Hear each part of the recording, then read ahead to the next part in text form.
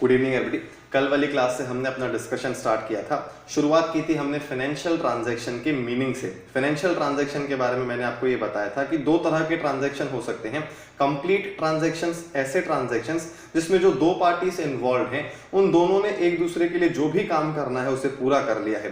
Good supply करने हैं तो गुड सप्लाई कर लिए हैं, सर्विसेज देनी है तो सर्विसेज दे दी है, पेमेंट रिसीव करना है तो वो भी हो चुका है। मतलब दोनों पार्टीज का जो ऑब्लिगेशन है वो पूरी तरह से कंप्लीट हो चुका है। ऐसे ट्रांजैक्शंस को बोला जाता है कंप्लीट ट्रांजैक्शंस। और दूसरे ट्रांजैक्शंस वो जिनको हम इनकम्प्लीट ट्रांजैक्शंस बोलते हैं, जिसमें किसी एक पार्टी का काम करना अभी पेंडिंग है। और इनकम्प्लीट ट्रांजैक्शंस में भी फिर दो तरह के ट्रांजैक्शंस थे। हमने ये बात की थी कि अगर हमने अपना काम कर लिया है पर सामने वाली पार्टी ने अपना काम नहीं किया है तो ऐसे केस में ऐसे ट्रांजैक्शंस हमारे लिए राइट टू रिसीव जनरेट करते हैं। हमारा काम हो चुका है, अगली पार्टी से हमें या तो पैसे लेने होंगे या तो सर्विसेज लेनी होंगी, तो वो राइट टू रिसीव माने जाएंगे। लेकिन अगर सामने वाली पार्टी ने अपना काम कर लिया है और हमारी तरफ से पेंडिंग है तो ऐसे केस में वो हमारे लिए ड्यूटी टू पे है। हाँ, ये बात जरूर है कि अगर एक कोई इनकम्प्लीट ट्रांजैक्शन हो रहा है तो वो एक पार्टी के लिए राइट टू रिसीव होगा तो दूसरी पार्टी के लिए वो ड्यूटी टू पे होगा ही होगा। तो ये सारी चीजें हम कल वाली क्लास में डिस्कस कर चुके हैं। अब आज वाली क्लास से हम शुरुआत करते हैं पिलर्स ऑफ अकाउंटिंग के डिस्कशन की। बहुत इंपॉर्टेंट डिस्कशन है पिलर्स ऑफ अकाउंटिंग। अब अगर आप नेट पे सर्च करेंगे पिलर्स ऑफ अकाउंटिंग तो हो सकता है आपको इस तरह की बातें नहीं दिखें जो हम आज वाली क्लास में करने वाले हैं, क्योंकि मुझे ऐसा लगता है कि अकाउंटिंग के एक्चुअली पिलर्स यही हैं जो हम आज वाली क्लास में डिस्कस करने वाले हैं। अगर ये चार पिलर्स, कुल मिला के चार आइटम्स हमको समझने हैं, अगर ये चार आइटम्स हमको समझ में आ जाते हैं तो अकाउंटिंग में आप किसी भी लेवल पे चले जाएंगे, अकाउंटिंग आपको सब्जेक्ट इजी ही लगेगा। अगर आप हर ट्रांजैक्शन को, क्योंकि देखिए फाइनेंशियल ट्रांजैक्शन का मीनिंग हम कल वाली क्लास में डिस्कस कर चुके हैं। अब मीनिंग के आगे की बात है, मीनिंग के बाद हमें क्लासिफिकेशन करना है। हमने ये तो तय कर लिया कि फाइनेंशियल ट्रांजैक्शन हुआ है कि नहीं हुआ है, पर एक बार फाइनेंशियल ट्रांजैक्शन हो गया तो वो किस नेचर का है, इनमें से चार में से कोई एक ही हो सकता है। वो आगे जाके बात करेंगे उसके डबल इफेक्ट की, पर फिलहाल हमको इनमें से एक समझ में आ जाना चाहिए कि हमारा जो ट्रांजैक्शन हुआ है वो इन चारों में से कौन सा है। तो इन पिलर्स का डिस्कशन सबसे पहले करते हैं। सबसे पहला आइटम है असेट्स, दूसरा आइटम है लायबिलिटीज, तीसरा आइटम है एक्सपेंसेस और चौथा आइटम है इनकम्स। कुल मिला के जो पूरा अकाउंट्स सब्जेक्ट है वो इन चारों के आसपास ही घूमता रहता है। इन चारों का मीनिंग समझ में आना बहुत जरूरी है। और कई बार ऐसा होता है कि हमें लगता है कि हमें इनका मीनिंग पता है, लेकिन बहुत सारे मिसकंसेप्ट्स भी होते हैं जिनको समझेंगे धीरे धीरे, पहले मीनिंग समझ जाते हैं, फिर प्रॉब्लम्स आएंगी, डाउट्स आएंगे, उन डाउट्स को सॉल्व करेंगे तो क्लैरिटी आ जाएगी। अब देखिए, सबसे पहले तो मैं वापस आपको बताऊं कि अकाउंटिंग का जो बेसिक ऑब्जेक्टिव था, दो बेसिक ऑब्जेक्टिव्स थे। पहला था फाइनेंशियल पोजीशन का पता करना कि हमारे पास एक पर्टिकुलर पॉइंट ऑफ टाइम पे जो भी हमने कमाया है वो पैसा कहां इन्वेस्टेड है, कहां दिख रहा है वो पैसा, हमारे बैंक में पड़ा है कि हमारे पास कैश में पड़ा है, कि जितना भी पैसा हमने कमाया उससे प्रॉपर्टी खरीद ली, आखिर हमारी कमाई जो है वो कहां इन्वेस्ट हो चुकी है। ये फाइनेंशियल पोजीशन का पता लगाना अकाउंटिंग का एक ऑब्जेक्टिव ये था। और दूसरा बिल्कुल सिंपल सा ऑब्जेक्टिव था कि हमने साल भर में कितना प्रॉफिट कमाया है, प्रॉफिट अर्निंग का पता लगाना ये ऑब्जेक्टिव है, और फाइनेंशियल पोजीशन का पता लगाना ये दूसरा ऑब्जेक्टिव है। तो कुल मिला के ये जो अकाउंटिंग के दो ऑब्जेक्टिव्स हैं, ये चार आइटम्स मिलके उन दोनों ऑब्जेक्टिव्स को पूरा करते हैं। ध्यान से समझिएगा, जो ये तीसरा और चौथा पिलर मैंने यहां पे लिखा है, एक्सपेंसेस और इनकम्स, ये दोनों मिलके लास्ट में हमारी हेल्प करेंगे प्रॉफिट के कैलकुलेशन में। और नाम से भी समझ में आना चाहिए, इनकम्स और एक्सपेंसेस, इन्हीं से तो प्रॉफिट निकलेगा। अगर इनकम ज्यादा होगी तो प्रॉफिट माना जाएगा, और अगर एक्सपेंसेस ज्यादा हो गए इनकम से तो उसे लॉस माना जाएगा। तो कुल मिला के ये आपको समझ में आ रहा होगा कि चार में से जो दो पिलर्स हैं वो अकाउंटिंग का पहला ऑब्जेक्टिव पूरा करते हैं, और पहला ऑब्जेक्टिव है प्रॉफिट का कैलकुलेशन। और जो ये दोनों पिलर्स हैं असेट्स और लायबिलिटीज, जो दूसरा ऑब्जेक्टिव है अकाउंट्स का, फाइनेंशियल पोजीशन का पता करना, वो फाइनेंशियल पोजीशन का पता करने के लिए असेट्स और लायबिलिटीज काम में आते हैं।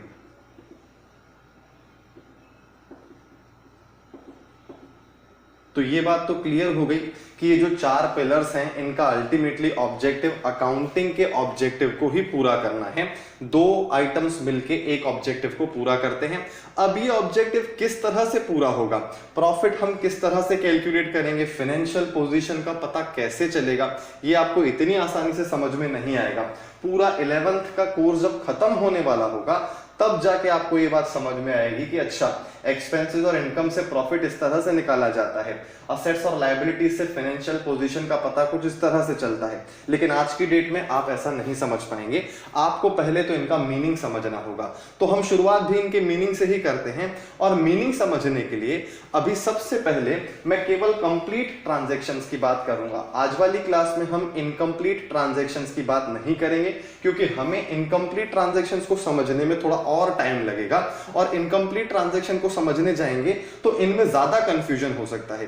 तो पहले कंप्लीट ट्रांजैक्शंस के बेसिस पर हम इन चारों का मीनिंग समझ जाते हैं, फिर हम बात करेंगे इनकम्प्लीट ट्रांजैक्शंस की। और जब हम कंप्लीट और इनकम्प्लीट ट्रांजैक्शंस को इनके साथ साथ पढ़ चुके होंगे तब हम इस पोजीशन में आ जाएंगे कि हम डेबिट और क्रेडिट का मतलब समझें और डेबिट और क्रेडिट के रूल्स को अप्लाई करना सीखें। फिलहाल हम इस पोजीशन में नहीं है कि हम डेबिट को समझें, हम क्रेडिट को समझें। अभी हमारी पोजीशन ये है कि हमें असेट्स, लायबिलिटीज, एक्सपेंसेस और इनकम्स का मीनिंग पता लगाना है। उसके एग्जांपल्स खुद से सेट करते हमको आने चाहिए। मतलब ये है कि अगर कल को कोई मुझसे पूछता है कि बताओ 5-6 असेट्स के नाम बताओ, तो हमें पता होने चाहिए। 5-6 लायबिलिटीज के नाम बताओ, तो वो हमें मालूम होने चाहिए। एक्सपेंसेस के बारे में पता होना चाहिए, इनकम्स के बारे में पता होना चाहिए। तब जाके हम ऐसी पोजीशन में आएंगे कि हम डेबिट क्रेडिट की बात कर सकते हैं। और जब हम डेबिट क्रेडिट की बात करेंगे तभी मान के चलिएगा हम रिकॉर्डिंग के पहले स्टेप में चले गए, मतलब अकाउंटिंग प्रोसेस के पहले स्टेप में चले गए, जिसको रिकॉर्डिंग बोला जाता है। खैर चलिए इस डिस्कशन को हटाता हूं, कंप्लीट ट्रांजैक्शंस की बात करते हैं और उनके थ्रू इन चारों को समझने की कोशिश करते हैं। पहले ये डिस्कशन आप नोट कर लीजिए। अब देखिए, कंप्लीट ट्रांजैक्शंस जिनके बारे में हमने कल बात की थी, उनकी एक खास बात है। देखिए, मीडियम ऑफ एक्सचेंज जो है वो मनी है, ये हम सब जानते हैं। बार्टर एक्सचेंज जैसे ट्रांजैक्शंस बहुत ही कम अब देखने को मिलते हैं। तो ऐसे केस में कंप्लीट ट्रांजैक्शन में क्या हो सकता है, दोनों पार्टीज ने अपना काम पूरा कर लिया हुआ, तो दोनों पार्टीज में एटलीस्ट एक पार्टी का तो यही काम होगा पेमेंट करने का। या तो हम पेमेंट कर रहे होंगे और सामने वाली पार्टी हमको गुड्स या सर्विसेज देगी, या तो फिर पेमेंट वो हमें कर रहा होगा और हम बदले में उसे गुड्स या सर्विसेज दे रहे होंगे। जनरली ट्रांजैक्शंस ऐसे ही होते हैं। तो कुल मिला के कंप्लीट ट्रांजैक्शंस के केस में अगर हमको इसको डिटेल में समझना है तो मैं ये बोल सकता हूं कि हम इनफ्लो और आउटफ्लो के एंगल से सोच सकते हैं। इनफ्लोस और आउटफ्लोस, क्योंकि देखिए अल्टीमेटली मुझे आपको यह समझाना है कि असेट का क्या मतलब है, इनकम का क्या मतलब है, लायबिलिटीज का क्या मतलब है और एक्सपेंसेस का क्या मतलब है। उसके लिए हमको ये बात समझ में आनी चाहिए कि जो कंप्लीट ट्रांजैक्शंस होते हैं उसमें कंप्लीट ट्रांजैक्शन कंप्लीट तब होगा जब दोनों पार्टीज में लेन देन खत्म हो चुका होगा। तो दोनों पार्टीज में से एटलीस्ट एक पार्टी तो पेमेंट ही कर रही होगी ना, एक पार्टी तो पैसे में ही लेन देन कर रही होगी और बदले में दूसरी पार्टी या तो उसे गुड्स सप्लाई कर रही होगी या तो सर्विसेज सप्लाई कर रही होगी। हाँ, कुछ ऐसे ट्रांजैक्शन जरूर हो सकते हैं जिसमें 2 कमोडिटीज का एक्सचेंज हो रहा हो या फिर 2 सर्विसेज का एक्सचेंज हो रहा हो।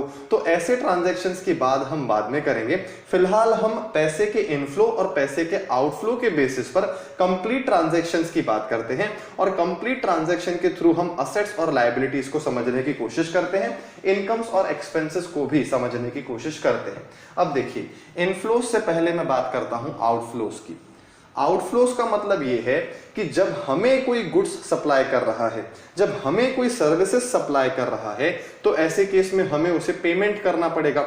उसका काम है सप्लाई करना गुड्स या सर्विस और हमारा काम है उसे पेमेंट करना, तभी वो ट्रांजैक्शन कंप्लीट होगा। तो ऐसे केस में हमारी जेब से पैसा जाएगा, तभी हम उसको आउटफ्लो बोलेंगे। और इनफ्लो में होगा ये कि पैसा हमारे पास आएगा और हम बदले में गुड्स सप्लाई करेंगे या फिर हम बदले में सर्विसेज को सप्लाई करेंगे। तो ऐसे केस में आउटफ्लोस की अगर बात करें तो आउटफ्लोज में 2 पॉसिबिलिटीज हैं। पहली पॉसिबिलिटी है असेट्स, दूसरी पॉसिबिलिटी है एक्सपेंसेस। अब इनके मीनिंग पे मैं डायरेक्टली आ जाता हूं। देखिए, जब भी हमारी जेब से पैसे जाएंगे, हम बदले में कोई ना कोई सर्विस लेंगे या बदले में कोई ना कोई गुड्स लेंगे। तो ऐसे केस में जो भी सर्विस या गुड्स हमने लिए हैं, अगर उनकी लाइफ 1 साल से ज्यादा है, मतलब से फॉर एग्जांपल हमने पैसे दिए और हमने जमीन खरीद ली। अब जो हमने जमीन खरीदी है उसकी इन जनरल जो लाइफ है वो 1 साल से ज्यादा है या नहीं है। अगर 1 साल से ज्यादा है तो हम उसे असेट बोलेंगे, अगर उसकी लाइफ 1 साल से कम है तो हम उसे एक्सपेंसेस बोलेंगे। ये सबसे सिंपल तरीका है असेट्स और एक्सपेंसेस को समझने का। और अगर आप इस तरह से समझेंगे तो आपको बहुत ज्यादा प्रॉब्लम नहीं आएगी, आप इनफैक्ट क्लासिफाई भी कर पाएंगे ट्रांजैक्शंस को। मैं एक सिंपल सा एग्जांपल देता हूं एक और। देखिए, सपोज हमने बाइक खरीदी। अब बाइक खरीदी तो बाइक जो है वो क्या 1 साल के अंदर खत्म हो जाएगी क्या 1 साल के अंदर कंज्यूम हो जाएगी क्या? अब अगर अनसर्टेनिटीज को देखेंगे तो ऐसे केस में हो भी सकता है कि एक्सीडेंट की वजह से 1 साल के अंदर बाइक खत्म हो जाए, लेकिन हम अनसर्टेनिटीज को नहीं देखते हैं। जब हम इनिशियली बाइक परचेस करेंगे तो हमारा जो जनरल इंटेंशन होता है हम उसी की बात करेंगे। क्या उसका जनरल इंटेंशन हमारा ये होता है क्या कि 1 साल के अंदर खत्म हो जाएगी वो बाइक? नहीं, हम तो उसे खरीदते हैं 2, 3, 4 साल चलाने के लिए। तो ऐसे केस में उसकी इन जनरल लाइफ जो है वो 1 साल से ज्यादा है। अगर 1 साल से ज्यादा उसकी लाइफ है तो बाइक हमारे लिए असेट है, बाइक खरीदना हमारे लिए असेट है। और इस असेट में इनफ्लो हुआ कि आउटफ्लो हुआ? पैसे का तो आउटफ्लो ही हुआ। आप इस तरह से मत सोचिएगा कि बाइक तो आई हमारे पास तो बाइक का तो इनफ्लो हुआ। बाइक या फिर अदर कमोडिटीज की बात नहीं चल रही है, बात चल रही है पैसों की। पैसे आए कि पैसे गए। हम जितने भी ट्रांजैक्शंस की अभी बात कर रहे हैं सारे के सारे कंप्लीट ट्रांजैक्शंस हैं, क्योंकि मैंने देखिए बोला था पहले ही कि इनकम्प्लीट ट्रांजैक्शंस की तो मैं बात करूंगा ही नहीं।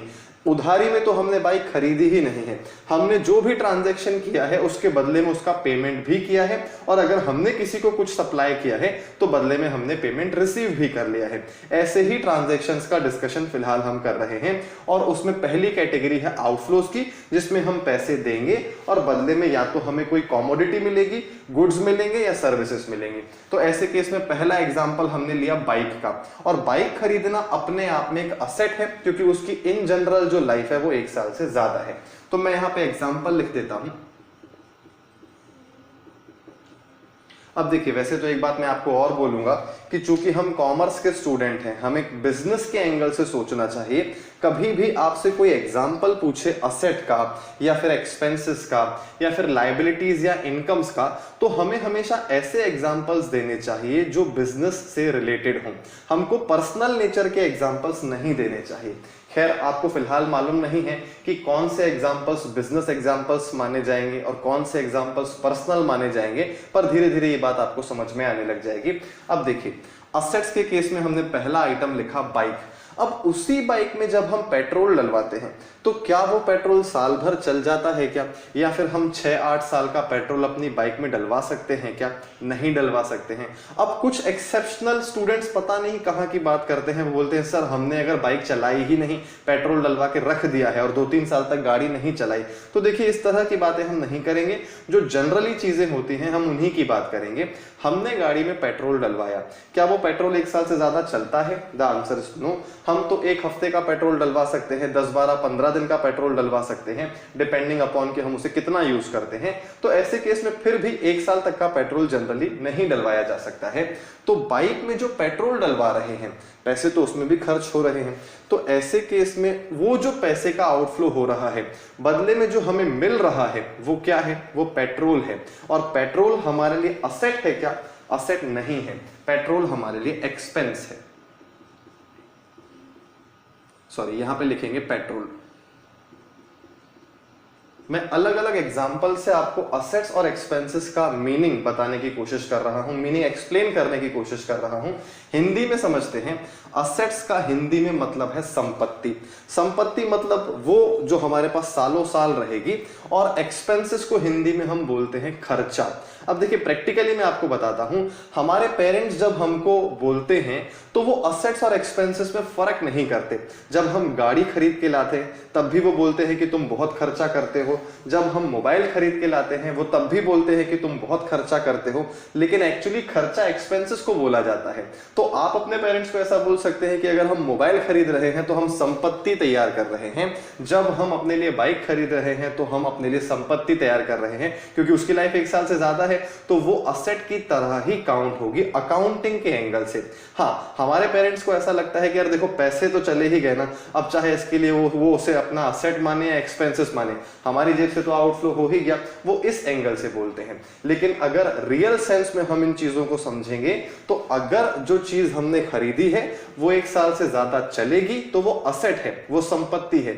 हमें क्या लगता है कि संपत्ति मतलब बहुत बड़ी चीजें, बड़ी चीजें मतलब यह है कि कोई बहुत बड़ी प्रॉपर्टी है हमारी, कोई बहुत बड़ी बिल्डिंग है हमारी, तो उसी को संपत्ति बोला जाएगा। या फिर बहुत सारी गोल्ड की ज्वेलरी पड़ी है तो उसे संपत्ति बोला जाएगा।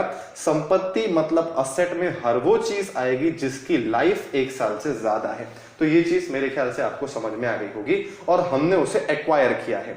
अब देखिए, ये पहला आइटम हो गया असेट, दूसरा हो गया एक्सपेंस, जिसको हिंदी में बोलते हैं हम संपत्ति, और एक्सपेंसेस को हिंदी में हम बोलते हैं खर्चा। अब एक और एग्जांपल देता हूं, मोबाइल फोन। ये जो मैं एग्जांपल दे रहा हूं फिलहाल पर्सनल नेचर के ही एग्जांपल्स हैं, क्योंकि हम बहुत ज्यादा डिस्कशन हमारा हुआ नहीं है, तो हो सकता है बिजनेस एग्जांपल्स मैं आपको दूं और आप अच्छे से कनेक्ट ना कर पाएं। पर जैसे जैसे हम कोर्स में आगे बढ़ेंगे हमारे एग्जांपल्स भी चेंज होते चले जाएंगे। अब देखिए, बाइक हमने खरीदी वो असेट है, लेकिन उसमें पेट्रोल डलवाया तो वो एक्सपेंस हो गया। मोबाइल हमने खरीदी वो असेट है, क्योंकि 1 साल से ज्यादा इन जनरल वो मोबाइल चलेगी। लेकिन उसी मोबाइल में जब हम रिचार्ज करवाते हैं तो क्या वो रिचार्ज 1 साल से ज्यादा चलता है? क्या नहीं चलता है। जनरली हम 2 महीने का, 3 महीने का, 6 महीने का रिचार्ज करवाते हैं, तो रिचार्ज पे जो हमारे पैसे जाते हैं वो अगेन क्या है? एक्सपेंस है। ऐसे ही मैं कुछ बिजनेस के एग्जांपल्स देता हूं, आप सोचने की कोशिश करिएगा कि वो असेट है कि एक्सपेंसेस। पहली बात, दोनों में कॉमन क्या है? असेट्स और एक्सपेंसेस में एक बात कॉमन है और इसीलिए वो एक ही ग्रुप के आइटम माने जाते हैं। कॉमन बात यह है कि दोनों में पैसे जाते हैं, इसीलिए इनको डेबिट ग्रुप का आइटम बोला जाता है। पर चूंकि हमने फिलहाल डेबिट और क्रेडिट की बात ही नहीं की है अभी तक क्लास में, तो ऐसे केस में डेबिट क्या है और क्रेडिट क्या है, और ये डेबिट ग्रुप है, ये क्रेडिट ग्रुप है, इस तरह की बातें आपको फिलहाल समझ में नहीं आएंगी। तो ये बातें हम आगे जाके करेंगे, लेकिन फिलहाल आपको इनमें जो कॉमन है वो तो समझ में आ रहा होगा कि असेट हो या एक्सपेंस हो, दोनों में खास बात यह है कि दोनों में ही पैसे जाते हैं। अब देखिए, अब मैं बिजनेस से रिलेटेड एग्जांपल्स देता हूं। सपोज हमने कल जैसे एग्जांपल लिया था कि एक बिल्डिंग हमने किराए पे ली है। शर्मा एंटरप्राइजेस ने बिल्डिंग ली थी किराए पे। किसकी बिल्डिंग थी? वो मिस्टर वर्मा की बिल्डिंग थी। तो ऐसे केस में शर्मा एंटरप्राइजेस ने जब रेंट का पेमेंट किया था, उस बिल्डिंग में वो अपना ऑफिस चला रहे थे, और जब वो रेंट का पेमेंट किया था तो वो इनफ्लो हुआ था कि आउटफ्लो हुआ था? आउटफ्लो हुआ था। और जब भी आउटफ्लो होगा तो दोनों में से कोई एक आइटम होगा ही होगा। या तो पैसे जाएंगे तो असेट में कन्वर्ट हो जाएंगे, या तो पैसे जाएंगे तो एक्सपेंसेस हो जाएंगे। तो ऐसे केस में हमारा रेंट का पेमेंट करना, क्या वो रेंट का पेमेंट करने से सालों साल हमको बेनिफिट मिलेगा? क्या वो बिल्डिंग रेंट का पेमेंट करने से हमारी हो जाएगी? क्या बिल्डिंग तो हमारी नहीं हो जाएगी। बिल्डिंग अगर हमें चाहिए तो हमें बिल्डिंग खरीदनी पड़ेगी, रेंट के पेमेंट से बिल्डिंग हमारी नहीं हो सकती है, और ऐसे केस में हम रेंट को एक्सपेंस बोलेंगे। तो एक्सपेंसेस में तीसरा एग्जांपल हम लिख सकते हैं रेंट। क्योंकि देखिए, कल वाली क्लास में जो एग्जांपल लिया था उसमें भी ऐसा ही था कि हम हर महीने रेंट पेमेंट कर रहे हैं, मतलब कि रेंट का जो पेमेंट हो रहा है उसका बेनिफिट 1 महीने का ही है। हम 1 महीने बेनिफिट लेते हैं, फिर रेंट का पेमेंट करते हैं, फिर 1 महीने हमको सर्विसेज मिलती हैं कि हम उस बिल्डिंग को अपने ऑफिस पर्पस के लिए यूज कर सकते हैं, बेनिफिट्स को एंजॉय कर सकते हैं, फिर हमें रेंट का पेमेंट करना पड़ता है। तो ऐसे केस में जो सर्विसेज हमें मिल रही हैं वो सर्विसेज मंथली बेसिस पर ही मिल रही है ना। तो ऐसे केस में एनुअल ईयर 1 साल से ज्यादा का तो कुछ है नहीं वहां पे, तो इसीलिए वो सारे पेमेंट्स जो है रेंट के वो सब एक्सपेंसेस हैं। वैसे ही जब हमारी ऑर्गेनाइजेशन में कोई एम्प्लॉय काम करने आता है तो हम मंथली बेसिस पर उसे पेमेंट करते हैं और वो हमें अपनी सर्विसेज देता है। तो जैसे ही एक एम्प्लॉय ने हमारे लिए काम किया, मंथली बेसिस पर हमको सर्विस मिल गई और हमने बदले में उसे पेमेंट कर दिया, तो ये भी एक आउटफ्लो हुआ। और उस सर्विस का बेनिफिट भी देखा जाए तो 1 महीने का ही है ना, सालों साल बेनिफिट तो मिलेगा नहीं। तो ऐसे केस में सैलरी जो है वो भी एक एक्सपेंस है। देखिए ये इतने सारे एग्जांपल्स मैं केवल इसीलिए दे रहा हूं ताकि आप भी सोचना स्टार्ट कर दें, आप भी अलग अलग ट्रांजैक्शन सोचें और उन्हें क्लासिफाई करना सीखें, क्योंकि आपके दिमाग में भी बहुत सारे ट्रांजैक्शंस आ रहे होंगे और अगर आप उनको खुद से ही क्लासिफाई कर पाएंगे तो मतलब आपके दिमाग में मीनिंग बिल्कुल क्लियर है।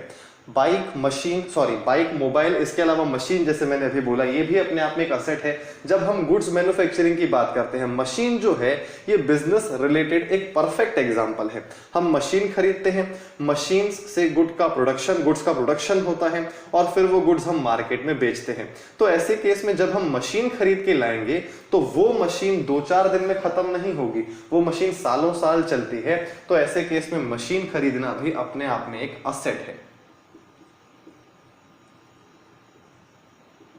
और जो मैंने पहला एग्जांपल आपको दिया था, परचेज ऑफ लैंड, जमीन खरीदना, वो भी अपने आप में एक असेट है। बिल्डिंग खरीदना भी अपने आप में एक असेट है। देन फर्नीचर खरीदना भी असेट है। फर्नीचर खरीदना या फिर फर्नीचर ऑफिस के लिए बनवाना, ये सारे असेट्स हैं जिनका बेनिफिट हमें 1 साल से ज्यादा मिलेगा। वहीं पे पेट्रोल, रिचार्ज, रेंट, सैलरी, ये सारे के सारे खर्चे हैं। इलेक्ट्रिसिटी बिल का हम पेमेंट करते हैं, वो भी एक्सपेंस है। टेलीफोन बिल का भी हम पेमेंट करते हैं, वो भी एक्सपेंस है। हमारे यहाँ पे गुड्स सप्लाई करने होने के लिए आते हैं तो ट्रांसपोर्टेशन का खर्चा होता है, ट्रांसपोर्टेशन भी एक एक्सपेंस है। तो इसी से रिलेटेड और कई सारे एग्जांपल हो सकते हैं। आप अपने लेवल पे इनको ट्राई करने की कोशिश कीजिएगा, सोचने की कोशिश कीजिएगा। अगर किसी पॉइंट में प्रॉब्लम आए या फिर आपके दिमाग में कोई ट्रांजैक्शन आया है और आपको डाउट है कि इस ट्रांजैक्शन में असेट है कि एक्सपेंस है, तो आप वो ट्रांजैक्शन मुझे भेजेंगे तो मैं आपको बता दूंगा। लेकिन अच्छा तब होगा जब बहुत सारे ट्रांजैक्शंस के बारे में आप सोचें और खुद ही कैटेगराइज करें, खुद ही क्लासिफाई करें कि असेट्स हैं कि एक्सपेंसेस हैं। खैर चलिए, आउटफ्लोज का मेरे ख्याल से डिस्कशन कंप्लीट हो चुका है। आपको आउटफ्लोज के बारे में सारी बातें समझ में आ गई होंगी। अब हम बात करते हैं इनफ्लोज की। जिस तरह से आउटफ्लोज में 2 पॉसिबिलिटीज थी, असेट्स और एक्सपेंसेस, यहां पे 2 पॉसिबिलिटीज है इनफ्लोज में। एक है इनकम और दूसरी है लायबिलिटीज। अब हम इनफ्लोज की बात करते हैं। जिस तरह से आउटफ्लोज में हमने ये देखा कि हम जब पेमेंट करते हैं तो बदले में जो हमें मिलता है हम उसके बेसिस पर ये बोलते हैं कि असेट है कि एक्सपेंस है, वैसे ही जब भी पैसे हमारे पास आएंगे तो 2 पॉसिबिलिटीज हैं, या तो वो हमारी इनकम होगी या तो वो हमारी लायबिलिटी होगी। अब हम इस बात को समझते हैं कि कैसे पता लगाया जाएगा कि जो पैसे हमारे लिए जो पैसे हमने रिसीव किए हैं वो इनकम है कि लायबिलिटी। अब सपोज हमने किसी को सर्विस दी, किसी के लिए कोई काम किया और बदले में उसने हमें पेमेंट किया। क्या वो पेमेंट हमें उसे रिटर्न करना पड़ेगा क्या, या फिर क्या वो पेमेंट हमें किसी और को रिटर्न करना पड़ेगा क्या? If the answer is no, मतलब वो पैसा हमने कमाया है, और अगर वो पैसा हमने कमाया है तो वो पैसा हमें किसी को भी रिटर्न करना नहीं पड़ेगा, और अगर रिटर्न करना नहीं पड़ेगा तो मतलब वो हमारी इनकम है। मैं ऐसे कुछ एग्जांपल्स आपको देता हूं। सपोज हमने गुड्स बेचे, उसकी कॉस्ट कितनी थी उसको भूल जाते हैं। हमने 100 रुपए का एक प्रोडक्ट बेचा, 100 रुपए हमारे पास आएंगे, तो ऐसे केस में 100 रुपए का इनफ्लो हुआ। अब हमें ये सोचना है कि ये जो 100 रुपए का इनफ्लो है ये लायबिलिटी है कि इनकम है। तो ऐसे केस में ये सोचिए कि जो 100 रुपए हमें मिले हैं, हमने तो बदले में गुड्स दे दिए हैं, तो क्या ये 100 रुपए हमें उसे रिटर्न करने हैं क्या? The answer is no, return तो नहीं करने हैं। क्या ये 100 रुपए हमें किसी और को रिटर्न करने हैं क्या? The answer is again no, कि पैसा हमने कमाया है और इसीलिए हमें मिला है, तो ऐसे केस में वो हमारी इनकम है। जैसे कल वाले एग्जाम्पल की बात करें, मिस्टर वर्मा के एंगल से सोच के देखिए। मिस्टर वर्मा ने क्या किया था, अपनी बिल्डिंग को शर्मा एंटरप्राइजेस को किराए पे दे दिया था। तो ऐसे केस में मिस्टर वर्मा को हर महीने रेंट मिल रहा था। अब जब रेंट मिस्टर वर्मा को मिला तो क्या वो रेंट शर्मा एंटरप्राइजेस को वापस करना पड़ेगा क्या? The answer is no, not at all, वापस नहीं करना पड़ेगा। तो ऐसे केस में जो वो रेंट है वो मिस्टर वर्मा के लिए इनकम है। अब एक एग्जांपल समझिएगा। सपोज हमने अपने फ्रेंड से या फिर हमने बैंक से लोन लिया हमने, तो हमारे पास पैसे आए, क्योंकि देखिए इनफ्लो की बात चल रही है। इनफ्लो दो तरह के हो सकते हैं, जब हमारे पास पैसे आएंगे तो वो लौटाने भी पड़ सकते हैं या फिर वो हमारे कमाए हुए पैसे भी हो सकते हैं। अगर हमने पैसे किसी से लिए हैं बिना कमाए तो उसको हम बोलेंगे लायबिलिटी, क्योंकि वो पैसे हमें रिटर्न करने पड़ेंगे। जैसे हम बैंक में गए, हमने बैंक वालों को बोला कि हमारे पास पैसे की शॉर्टेज है, हमें लोन चाहिए, तो बैंक ने हमें लोन दे दिया। तो लोन भी तो देखा जाए तो एक प्रकार से पैसा हमारे पास आया, और वो पैसा क्या हमने कमाया है क्या? The answer is no. तो इनफ्लो तो हो गया, लेकिन ये इनफ्लो ऐसा इनफ्लो है कि इसका पेमेंट बदले में हमें करना ही पड़ेगा आगे जाके। तो ऐसे केस में ऐसे इनफ्लोस जिसमें हमें पेमेंट रिटर्न करना पड़ता है, वो सारे आइटम्स लायबिलिटीज माने जाते हैं। लायबिलिटीज का जो परफेक्ट एग्जांपल है वो है लोन। देन इसके अलावा अब देखिए, लोन वो बैंक से भी हो सकता है, वो किसी फ्रेंड से भी हो सकता है, किसी से भी लोन लेंगे तो वो लायबिलिटीज में लायबिलिटी ही माना जाएगा। इनकम्स में बहुत सारे एग्जांपल्स हो सकते हैं। पहला एग्जांपल रेंट, जिसका डिस्कशन हमने कल वाली क्लास में किया था। अब बहुत सारे स्टूडेंट्स यहां पे सैलरी बोलते हैं, पर मैं सैलरी लिख के काट रहा हूं और उसका लॉजिक भी बताता हूं कि मैं सैलरी लिख के क्यों काट रहा हूं। क्योंकि देखिए, मैंने आपको कल वाली क्लास में एक बात बताई थी कि अगर आप कॉमर्स के स्टूडेंट हैं तो आपको बिजनेस के एंगल से सोचना होगा। अगर आप बिजनेस के एंगल से सोचेंगे मतलब आपको खुद को बिजनेसमैन समझना होगा, तभी आप सही डायरेक्शन में सोच पाएंगे। तो ऐसे केस में अगर हम अपने आप को बिजनेसमैन की तरह ट्रीट करेंगे और बिजनेस के एंगल से सोचेंगे, तो क्या कभी भी किसी बिजनेस को सैलरी मिल सकती है क्या? नहीं मिल सकती है। सैलरी मिलती है एम्प्लॉय को जो किसी और के बिजनेस के लिए काम करता है। अपने बिजनेस में काम कर रहे हैं तो ऐसे केस में सैलरी तो केवल एक एक्सपेंस हो सकता है। एक्सपेंसेस में हम सैलरी लिख सकते हैं, लेकिन हम कभी भी इनकम्स में सैलरी नहीं लिख सकते हैं, क्योंकि किसी भी बिजनेसमैन की सैलरी इनकम नहीं हो सकती है। वो तो प्रॉफिट कमाता है, सैलरी नहीं कमाता है। तो अगर हम यहाँ पे सैलरी लिखते हैं इनकम में, तो वो एक पर्सनल एग्जांपल हो जाएगा। पर्सनली अगर मैं किसी के यहाँ पे काम कर रहा हूं और बदले में मुझे सैलरी मिल रही है, तो वो डेफिनेटली मेरी इनकम है, लेकिन फिर मेरा बिजनेस नहीं है, तो वो कॉमर्स से अलग हो जाएगा। तो इसीलिए कभी भी हम सैलरी को इनकम नहीं मानेंगे। सैलरी हमेशा हमारे लिए एक्सपेंस रहेगा, क्योंकि हम सोच रहे हैं बिजनेस के एंगल से, और बिजनेस में कभी भी सैलरी रिसीव नहीं होती है, सैलरी केवल पे होती है। रेंट जो है वो पे भी हो सकता है, रिसीव भी हो सकता है, क्योंकि हमारे पास एडिशनल कुछ बिल्डिंग्स हैं, हम उन्हें किराए पे दे सकते हैं या फिर बिल्डिंग किराए पे ले भी सकते हैं। तो ऐसे केस में रेंट हमें मिल भी सकता है और रेंट का पेमेंट भी करना पड़ सकता है। तो रेंट एक्सपेंस भी हो सकता है, रेंट से इनकम भी हो सकती है, लेकिन सैलरी से इनकम कभी नहीं हो सकती है। सैलरी केवल एक्सपेंस ही रहेगा। इसके अलावा भी बहुत सारे एग्जांपल हो सकते हैं। यहां पे हम सेल ऑफ गुड्स भी लिख सकते हैं। सेल ऑफ गुड्स या फिर कलेक्शन ऑफ फीस।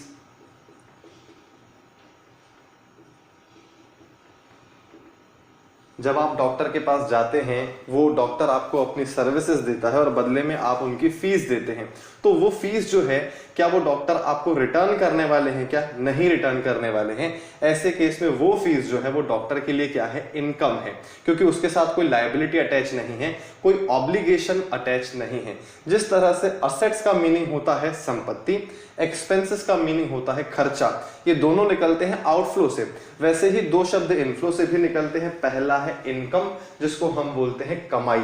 लायबिलिटी का मतलब होता है कर्जा। कर्जा मतलब जिसको कभी ना कभी तो चुकाना ही पड़ेगा। कर्जा और खर्चा, इन दोनों में कंफ्यूज मत हो जाइएगा। खर्चा मतलब जहां पे पैसे लगेंगे, कर्जा मतलब हमने किसी से पैसे लिए हैं। अब मैंने यहाँ पे लायबिलिटीज में केवल एक एग्जांपल लिखा है, क्योंकि जब भी कंप्लीट ट्रांजैक्शंस होते हैं तो आपको लायबिलिटीज जनरली देखने के लिए नहीं मिलेंगी।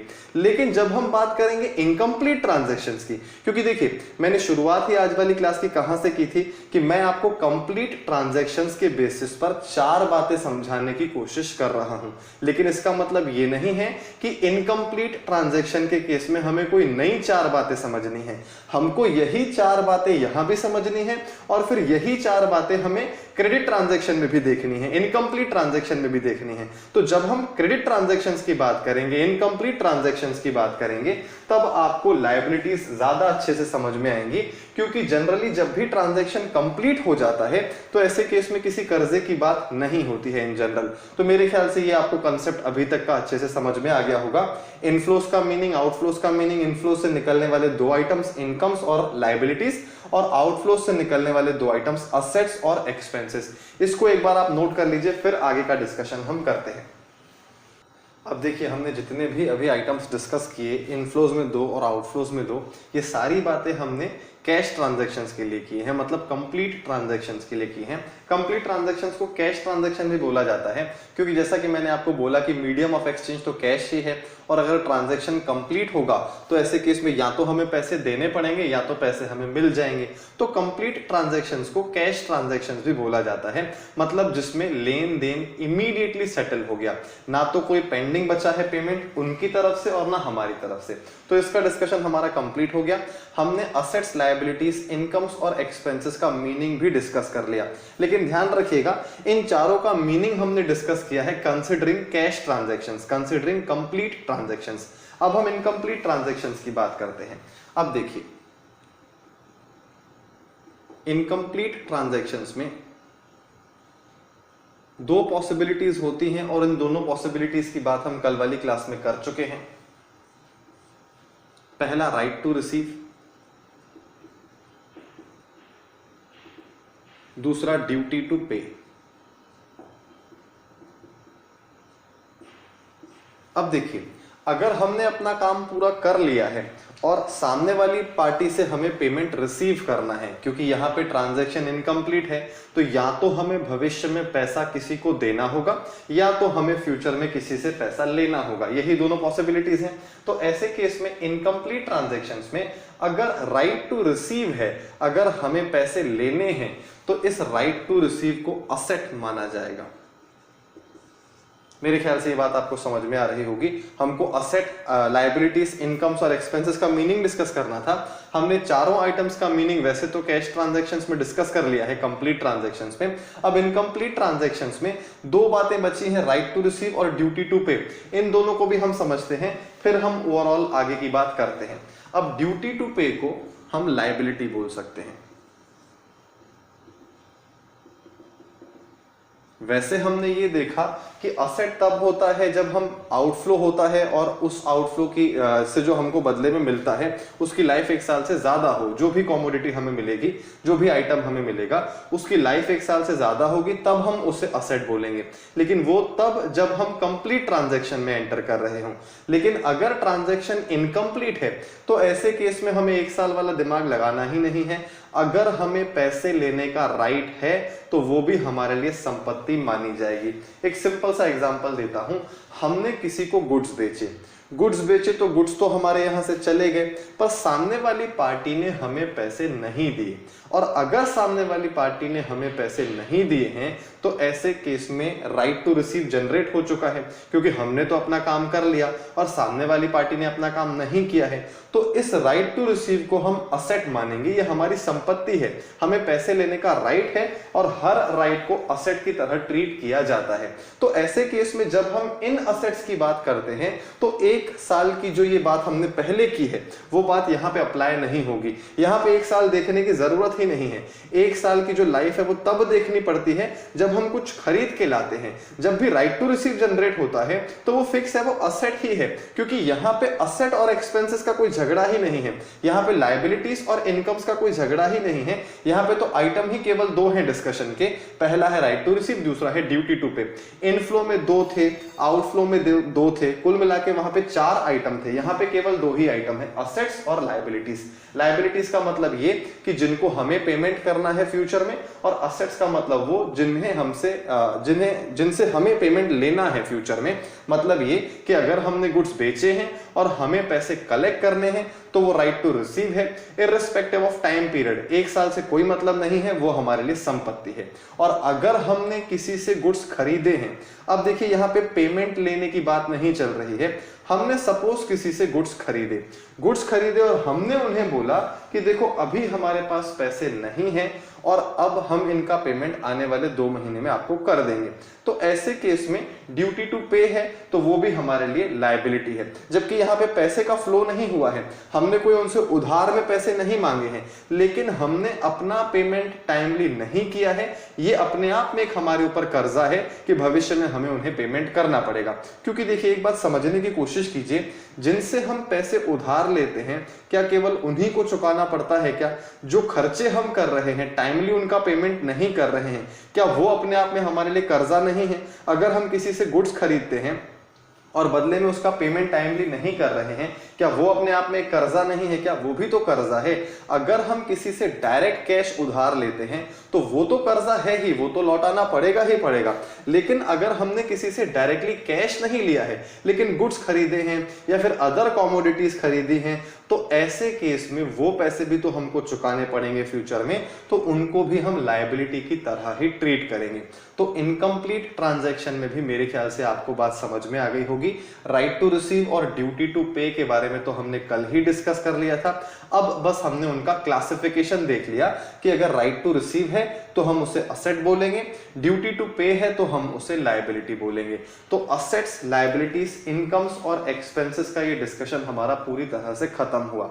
अब कुछ एग्जांपल्स मैं आपको और देता हूं ताकि आप अकाउंटिंग में होने वाले थोड़े से हाई लेवल के, थोड़े से ट्रिकी ट्रांजैक्शंस जो होते हैं वो आप समझ पाएं, जिसमें पैसे का कोई आउटफ्लो नहीं होता है लेकिन फिर भी ट्रांजैक्शन हो जाता है। क्योंकि बहुत सारे स्टूडेंट्स को मैं जानता हूं ऐसा लगने लग जाता है कि ट्रांजैक्शन मतलब वो, क्योंकि सर आपने तो बोला था कि मनी इन्वॉल्व होनी चाहिए, तो मनी तो इन्वॉल्व है तो ऐसे केस में पैसे का तो लेन देन होना ही चाहिए, मतलब कि पैसा आएगा या पैसा जाएगा तो ट्रांजैक्शन होगा। लेकिन ये मिसकंसेप्ट है, ना तो पैसा आया ना ही पैसा गया, ट्रांजैक्शन तो भी हो सकता है। उन्हीं को तो हम इनकम्प्लीट ट्रांजैक्शन बोलते हैं जो बिना पैसे के लेन देन के हो जाते हैं। और ऐसे ट्रांजैक्शंस में थोड़ी बहुत दिक्कत आती है, इसलिए उनका डिटेल में डिस्कशन करना जरूरी है, क्योंकि हम डेबिट क्रेडिट समझने से केवल एक स्टेप दूर है। तो पहले हम ऐसे ट्रिकी ट्रांजैक्शंस की बात करते हैं, उसमें हम असेट और लायबिलिटी को आइडेंटिफाई करने की कोशिश करते हैं, उसके बाद डिस्कशन करेंगे डेबिट और क्रेडिट का।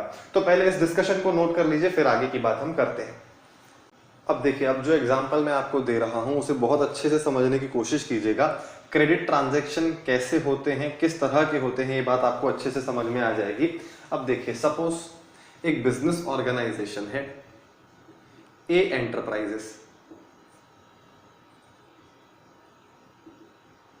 उसका एक एम्प्लॉय है मिस्टर एक्स। मिस्टर एक्स को जॉब मिली 1 अप्रैल 2021 को या 1 अप्रैल 2019 को। 1 अप्रैल 2019 को मिस्टर एक्स को जॉब मिली। कहां पे जॉब मिली? ए एंटरप्राइजेस में जॉब मिली। अब इन दोनों के बीच में एग्रीमेंट हुआ। कल वाली क्लास में मैंने आपको एग्रीमेंट का रोल भी बताया था कि सिर्फ एग्रीमेंट बीच में हो जाए तो अपने आप में ट्रांजैक्शन नहीं हो जाता है। वो एग्रीमेंट एक लीगल डॉक्यूमेंट जरूर है, लेकिन ट्रांजैक्शन का मीनिंग ही अलग है। हमको अकाउंटिंग में ट्रांजैक्शन पे फोकस करना है, एग्रीमेंट पे नहीं। अब देखिए, इन दोनों के बीच में एग्रीमेंट हुआ, उसमें ये लिखा था कि मंथली सैलरी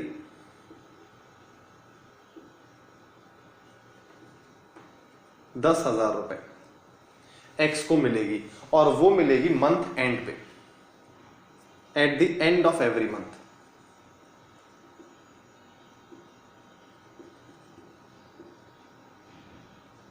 इसका मतलब ये है कि पहले पूरा महीना एक्स को सर्विस देनी पड़ेगी, उसके बाद जैसे ही मंथ एंड आएगा तो उसको सैलरी मिलेगी। और यहीं से आपको समझ में आ जाना चाहिए कि पहली बार सैलरी एक्स को कब मिलेगी। पहली बार सैलरी मिलेगी उसको 30 अप्रैल को। अब समझते हैं ट्रांजैक्शंस को और डिटेल में। सबसे पहले 1 अप्रैल के दिन जो हुआ, एग्रीमेंट बना, और एग्रीमेंट बनना अपने आप में ट्रांजैक्शन नहीं होता है। ट्रांजैक्शन लिख के काट रहा हूं ताकि आपको ये चीज क्लियर हो जाए कि एग्रीमेंट बनना अपने आप में ट्रांजैक्शन नहीं है। फिर आगे की बात करते हैं। 30 अप्रैल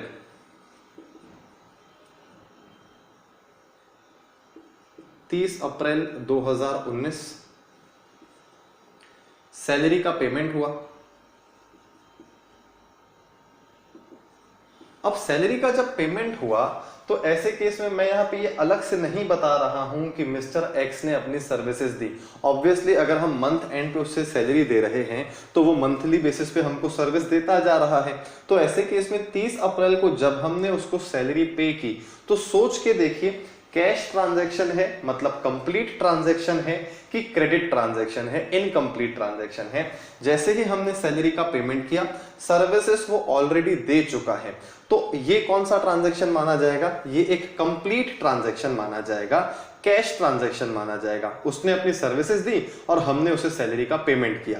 तो अब कैश ट्रांजैक्शन के अंदर एंटर करते हैं, कंप्लीट ट्रांजैक्शन के अंदर एंटर करते हैं। कंप्लीट ट्रांजैक्शन में हमने दो बातें समझी हैं, या तो पैसा आएगा या तो पैसा जाएगा। तो जैसे ही हमने सैलरी का पेमेंट किया, मिस्टर एक्स के एंगल से मत सोचिएगा, वो एम्प्लॉय है, हमें बिजनेस के एंगल से सोचना है, ए एंटरप्राइजेस के एंगल से सोचिए, पैसा आया कि पैसा गया। ऑब्वियसली सैलरी का पेमेंट किया तो पैसा गया, तो जैसे ही पैसा गया तो ये ट्रांजैक्शन तो है। ट्रांजैक्शन में ये क्या है? ये कंप्लीट ट्रांजैक्शन है जिसको हम एक्सपेंस बोल सकते हैं। मेरे ख्याल से ये बात आपको समझ में आ रही होगी। मैं एक ही ट्रांजैक्शन को आगे बढ़ाऊंगा, मतलब एक ही एग्जांपल को आगे बढ़ाऊंगा और उसी से मैं आपको कंप्लीट ट्रांजैक्शंस, इनकम्प्लीट ट्रांजैक्शन, सारी बातें समझाने की कोशिश करूंगा। क्योंकि आपको लगता है कई बार कि आपको चीजें समझ में आ गई हैं, लेकिन छोटे छोटे पॉइंट्स है जहां पे गलती हो सकती है। तो 30 अप्रैल को जो ये ट्रांजैक्शन हुआ, जो सैलरी का पेमेंट हुआ, यहां पहला ट्रांजैक्शन इसी दिन हुआ है। 1 अप्रैल को कोई ट्रांजैक्शन नहीं हुआ था। और हाँ, बहुत सारे स्टूडेंट्स को ऐसा भी लग सकता है कि उसने 1 तारीख को सर्विसेज दी अपनी, 2 तारीख को भी सर्विसेज दी, तो वो तो अपना काम करता जा रहा है। लेकिन देखिए, एग्रीमेंट में तो यही लिखा है ना कि 1 महीने जब तक पूरी सर्विस नहीं देता तब तक हम उसे सैलरी नहीं देंगे, मंथली बेसिस पर उसका पेमेंट करेंगे। तो ऐसे केस में हम हर दिन की उसकी सर्विसेज को अलग से रिकॉर्ड नहीं करने वाले हैं। 30 दिन तक जब तक वो सर्विस नहीं देता है तब तक तो हम सैलरी उसे वैसे भी नहीं देने वाले हैं। तो इसीलिए हम डायरेक्ट 30 अप्रैल की ही बात करेंगे। अब और आगे बढ़ते हैं, 31 मई की बात करते हैं। 31 मई 2019 उसने तो अपनी सर्विसेज दे दी मई के महीने की, पर हमारे पास पैसे नहीं थे, सैलरी हमने पे नहीं की। सैलरी पे नहीं की और एम्प्लॉय ने बोला सर अब चूंकि आपके पास फिलहाल पैसे नहीं हैं तो ठीक है, कोई बात नहीं, आप 10-15 दिन आने वाले टाइम में आप सैलरी का पेमेंट मुझे कर दीजिएगा। हमने भी उसको बोला ठीक है, तुम काम जैसे कर रहे हो वैसे ही करते रहो, हम 10 से 15 दिन में तुमको मई महीने की सैलरी दे देंगे और फिर जून एंड होते होते या फिर जून जैसे ही एंड हो जाएगा तो हमें जून की भी सैलरी देनी ही है। तो ऐसे केस में जब हमने सैलरी का पेमेंट नहीं किया, आई रिपीट, जब हमने सैलरी का पेमेंट नहीं किया तो भी क्या ट्रांजैक्शन हो गया क्या? द आंसर इज यस, क्योंकि एग्रीमेंट के हिसाब से हर महीने हमें उसे सैलरी देनी चाहिए थी। और अगर महीना कंप्लीट हो चुका है तो एटलीस्ट एक पार्टी ने तो अपना काम कर लिया है, सर्विस देने वाले ने तो अपनी सर्विस दे दी है, पर हमने अपनी तरफ से पेमेंट नहीं किया है। तो ऐसे केस में ये एक इनकम्प्लीट ट्रांजैक्शन है, ये एक क्रेडिट ट्रांजैक्शन है। तो ट्रांजैक्शन तो है, और अगर ये इनकम्प्लीट ट्रांजैक्शन है तो ये राइट टू रिसीव है कि ड्यूटी टू पे है, ये समझ में आना चाहिए। ये है ड्यूटी टू पे, क्योंकि हमारी तरफ से पेंडिंग है, एम्प्लॉय ने अपना काम कर लिया है, अब उसकी तरफ से कुछ भी पेंडिंग नहीं है, उसके लिए तो राइट टू रिसीव है, उसे तो सैलरी मिलनी चाहिए। हमारी तरफ से काम पेंडिंग है, इसीलिए हम इसको बोलेंगे ड्यूटी टू पे, मतलब कि लायबिलिटी। मैं लायबिलिटी इसीलिए लिख रहा हूं क्योंकि हम आज वाली क्लास में ये 4 पिलर्स ही सीख रहे हैं। तो हर ट्रांजैक्शन से आपको समझ में आना चाहिए कि एक्सपेंस निकला, कि लायबिलिटी, की असेट, की इनकम, तभी तो हमारा डिस्कशन कंप्लीट हो पाएगा। अब देखिए, 31 मई की सैलरी पेंडिंग है। अभी एक स्टूडेंट ने क्वेश्चन पूछा था कि सर जब भी कोई इनकम्प्लीट ट्रांजैक्शन होता है तो उसके लिए एक ट्रांजैक्शन बाद में और होना चाहिए, तो क्या दोनों को रिकॉर्ड करना पड़ेगा क्या? तो कल वाली क्लास में मैंने ये बात आपको बताई थी कि जब भी कोई इनकम्प्लीट ट्रांजैक्शन होता है उसको कंप्लीट करने के लिए फिर से एक ट्रांजैक्शन होगा। और फिर से एक ट्रांजैक्शन हो ऐसा जरूरी नहीं है, फिर से 10 ट्रांजैक्शंस और हो सकते हैं। इन एग्जांपल्स को फिलहाल होल्ड करते, एक छोटा सा एग्जांपल आपको देता हूं। हमने गुड्स खरीदे, गुड्स परचेज किए 30,000 रुपए के ऑन क्रेडिट मिस्टर शर्मा से। अब मिस्टर शर्मा से हमने गुड्स क्रेडिट पे खरीदे हैं, तो ऐसे केस में हमने अपना काम पूरा नहीं किया है, लेकिन मिस्टर शर्मा ने तो गुड्स सप्लाई करके अपना काम पूरा कर लिया। तो ऐसे केस में ये 30,000 रुपए का पेमेंट किसी ना किसी दिन तो हमको करना पड़ेगा ना। तो ऐसे केस में जो इनकम्प्लीट ट्रांजैक्शन हुआ है उसको कंप्लीट करने के लिए फिर से ट्रांजैक्शन करना पड़ेगा, सेटलमेंट तो करना पड़ेगा, लेकिन ऐसा जरूरी नहीं है कि वो सेटलमेंट एक बार में ही हो। मतलब ये कि जिस दिन हमने गुड्स खरीदे उस दिन एक ट्रांजैक्शन हो गया। अब सपोज हमारे पास किसी दिन 10,000 रुपए हैं और हम शर्मा जी को केवल 10,000 रुपए देना चाहते हैं, तो ऐसे केस में वो जो इनकम्प्लीट ट्रांजैक्शन है, 10,000 रुपए देने की वजह से एक ट्रांजैक्शन और हो गया, लेकिन जो वो इनकम्प्लीट ट्रांजैक्शन वो अभी भी कंप्लीट नहीं हो पाया है, क्योंकि सेटलमेंट केवल 10,000 का ही हुआ है। मतलब ये है कि एक इनकम्प्लीट ट्रांजैक्शन का सेटल होना जरूरी है। वो किसी ना किसी दिन सेटल होगा, लेकिन वो एक ही बार में सेटल हो ऐसा जरूरी नहीं है। एक ट्रांजैक्शन को कंप्लीट करने के लिए 4 ट्रांजैक्शन और करने पड़ सकते हैं, 10 ट्रांजैक्शन और करने पड़ सकते हैं, तब जाके हो सकता है वो ट्रांजैक्शन कंप्लीट हो। लेकिन कंप्लीट वो तब होगा जब ये पूरी लायबिलिटी का सेटलमेंट हो जाएगा। मतलब अगर हमने गुड्स खरीदे हैं 30,000 रुपए के और फिर हम अगर 5-5 हजार रुपए करके पेमेंट कर रहे हैं, तो जब भी हम 5,000 रुपए का पेमेंट करेंगे तो ट्रांजैक्शन तो हर बार होगा, और वो भी ऐसा ट्रांजैक्शन होगा जो पूरी तरह से मेन ट्रांजैक्शन को सेटल नहीं कर पा रहा होगा। लेकिन जैसे ही हम आखिरी बार 5,000 रुपए देंगे, 6th टाइम जब हम पेमेंट करेंगे, तो पूरा का पूरा 30,000 रुपए का सेटलमेंट हो चुका होगा, तब वो ट्रांजैक्शन पूरी तरह से क्लोज हो जाएगा, खत्म हो जाएगा। मेरे ख्याल से आपको बात समझ में आ रही होगी। अब फिलहाल यहां आ जाते हैं वापस। 31 मई को हमने सैलरी का पेमेंट नहीं किया, सैलरी का पेमेंट नहीं किया, लेकिन फिर भी ट्रांजैक्शन हो गया। और अब चूंकि हमने ये एग्जांपल भी डिस्कस कर ही लिया, तो ये बात आपको समझ में आ रही होगी कि ड्यूटी टू पे जनरेटेड है, लायबिलिटी हो चुकी है। तो ऐसे केस में इस इनकम्प्लीट ट्रांजैक्शन को कंप्लीट करने के लिए भी कोई ना कोई ट्रांजैक्शन जरूर होगा।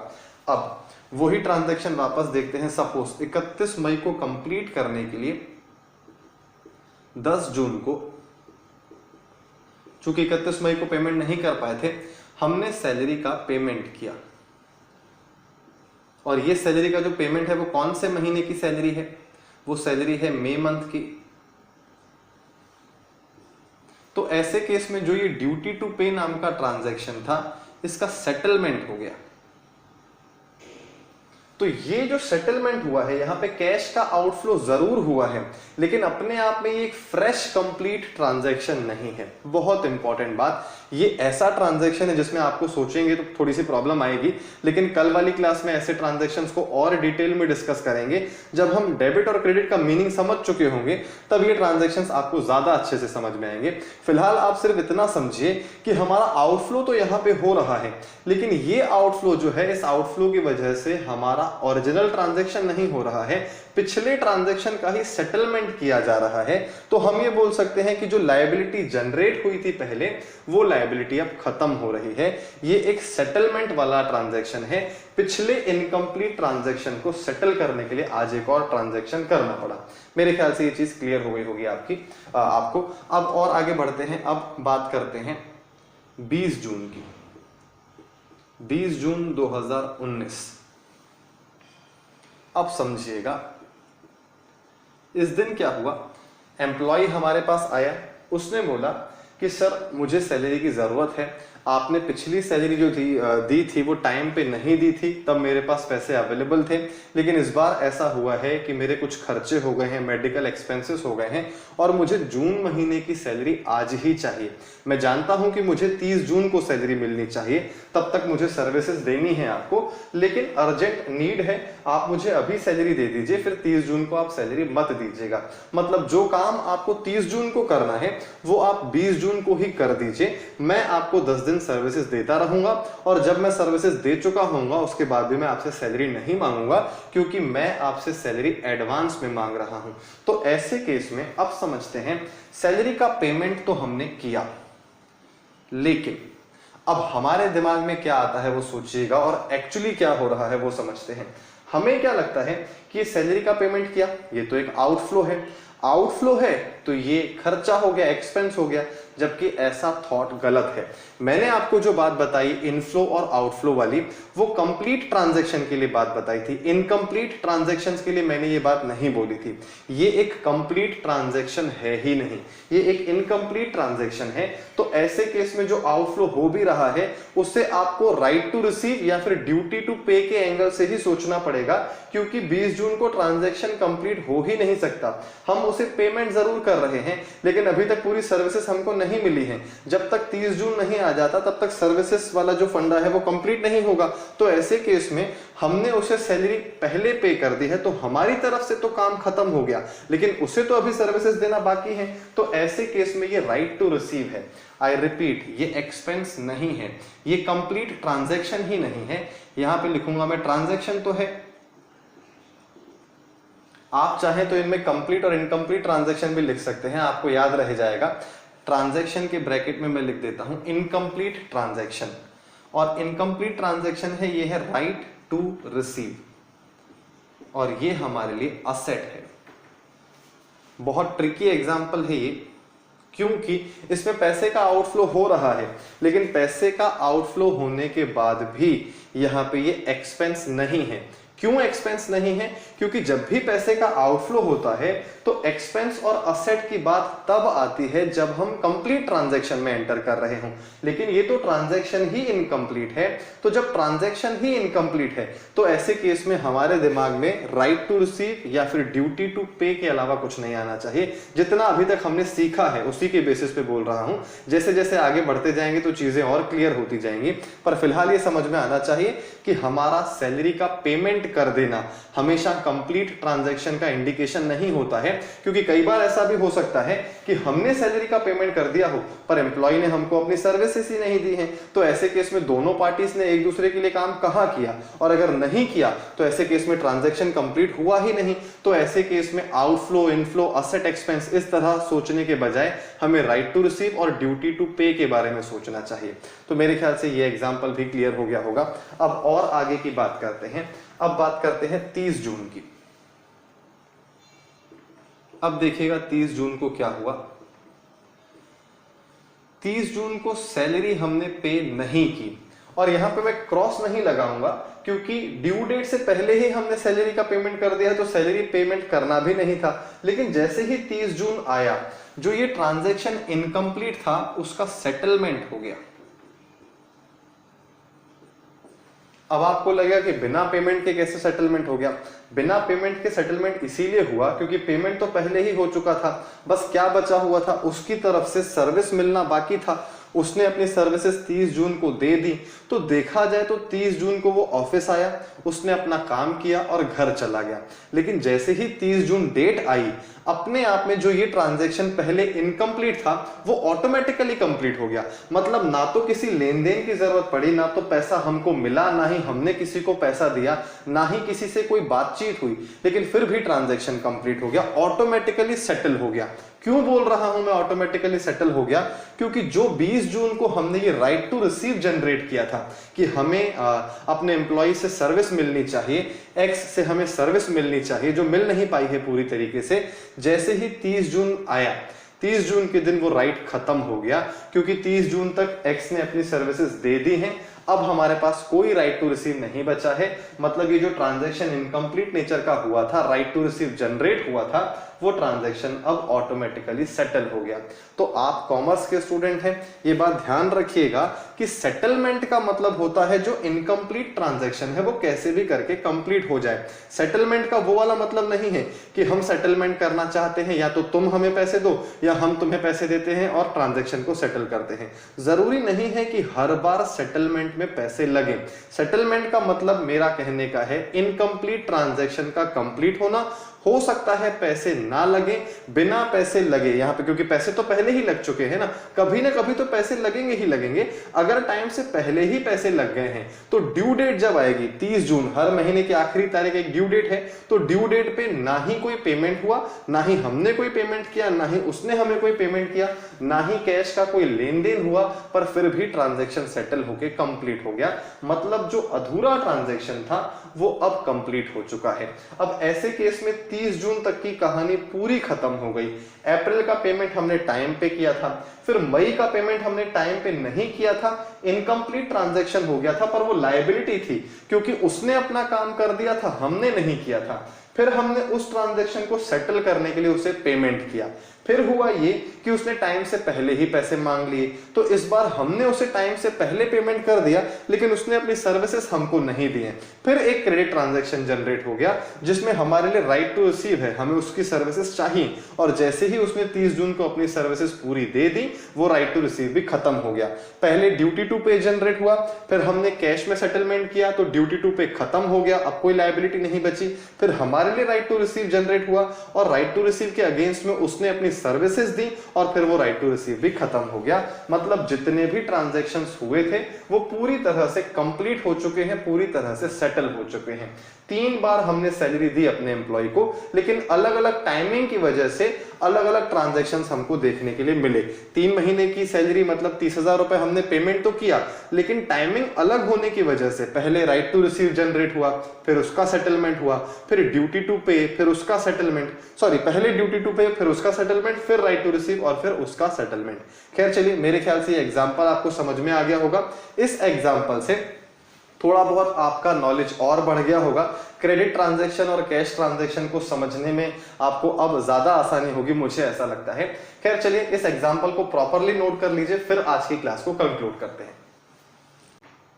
अब देखिए, आज वाली क्लास में हमने 4 जो पिलर्स होते हैं अकाउंटिंग के, जो मेरे ख्याल से पूरे अकाउंट्स सब्जेक्ट में सबसे ज्यादा इंपॉर्टेंट कंसेप्ट है, वो आज वाली क्लास में हमने डिस्कस किया है। और अगर आपने पिछला लेक्चर अच्छे से नहीं देखा है तो उसे कंप्लीट कीजिए। आज वाले लेक्चर को हो सकता है आपको 2 बार देखना पड़े, तो दोनों बार देखिए और समझने की कोशिश कीजिए जितनी भी बातें अभी तक हमने की हैं, क्योंकि अब हमको डेबिट क्रेडिट कंसेप्ट की शुरुआत करनी है, और उसकी शुरुआत के लिए यहाँ तक की सारी चीजें आपको अच्छे से समझ में आनी ही चाहिए, नहीं तो आगे की कहानी आपको क्लियर नहीं होगी। खैर चलिए, आज वाली क्लास में आपको सारी चीजें समझ में आई या नहीं आई, ये आप फीडबैक में मुझे बताइएगा। कल वाली क्लास से हम आगे कंटिन्यू करेंगे। Thank you so much.